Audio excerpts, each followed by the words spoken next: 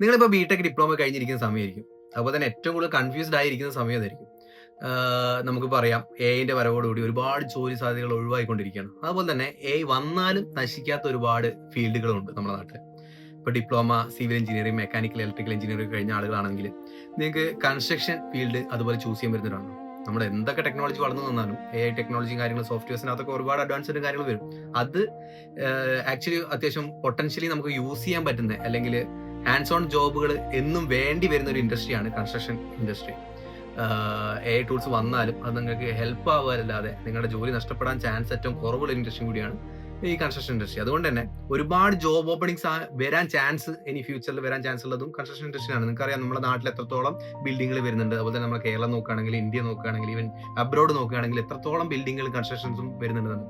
അപ്പോൾ ആ ഒരു ഭൂമി എന്നും എന്താ പറയുക ഇതുപോലെ തന്നെ തുറന്നുകൊണ്ടേയിരിക്കും. പക്ഷെ നമുക്കൊരു ഫേസ് ചെയ്യുന്ന ഒരു ഇഷ്യൂ എന്താണെന്ന് വെച്ചാൽ, നമ്മളിപ്പം ഒരു സിവിൽ എഞ്ചിനീയറിംഗ് കഴിഞ്ഞ ഒരാളെ എക്സാമ്പിൾ വെക്കുകയാണെങ്കിൽ ആൾ പുറത്തിറങ്ങുന്ന സമയത്ത് നമുക്കൊരു പെട്ടെന്ന് തന്നെ കിട്ടാൻ പറ്റുന്ന ജോലി എന്ന് പറഞ്ഞാൽ സൈറ്റ് എഞ്ചിനീയർ അല്ലെങ്കിൽ സൈറ്റ് സൂപ്പർവൈസർ ആയിട്ട് നിൽക്കുന്ന ജോലിയായിരിക്കും. അത് നിങ്ങളൊരു 4-5 വർഷം കഴിഞ്ഞാൽ നിങ്ങളെ കരിയറിന് വലിയൊരു ഗ്രോത്ത് ഉണ്ടാക്കില്ല.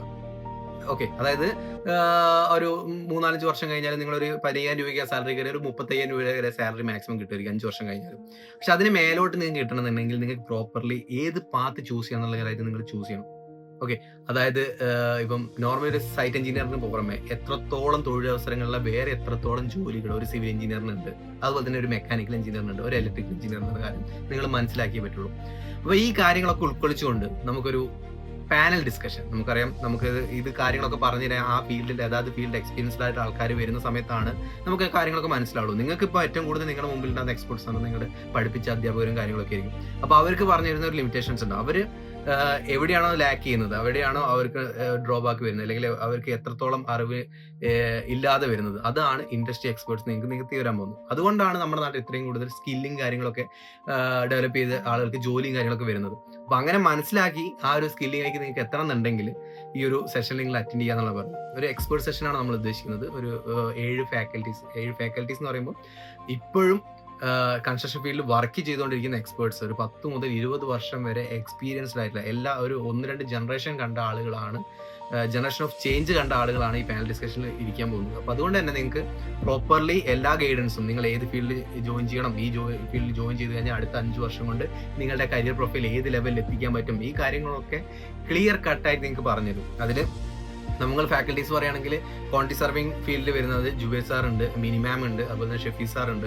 ഇനി ബിമ്മിന് നോക്കുകയാണെങ്കിൽ ലിബിൻ സാർ ഉണ്ട്, MEP നോക്കുകയാണെങ്കിൽ ഷൈമോൺ സാർ ഉണ്ട്, സ്ട്രക്ചറൽ ഡിസൈൻ നോക്കുകയാണെങ്കിൽ നവീൻ സാർ, അബ്ദുൾ സാർ, ഇവരൊക്കെ ഓൾറെഡി നമുക്ക് ഒരുപാട് ഡാറ്റാസും കാര്യങ്ങളൊക്കെ ഷെയർ ചെയ്യുന്നുണ്ട്. അപ്പോൾ ഈവൻ എനിക്കൊക്കെ ഇത് അത്രയും കാര്യങ്ങൾ മനസ്സിലായിക്കൊണ്ടിരിക്കുന്ന കാര്യമാണ്. കാരണം ലാസ്റ്റ് ഒരു 1-2-3 ഇയേഴ്സ് കൊണ്ടാണ് നമുക്ക് ഓൾമോസ്റ്റ് 2000-ലധികം പ്ലേസ്മെന്റ്സ് ഈ കോർ ഫീൽഡിൽ, എഞ്ചിനീയറിംഗ് ഫീൽഡിൽ നമുക്ക് കിട്ടിക്കൊണ്ടിരുന്നു.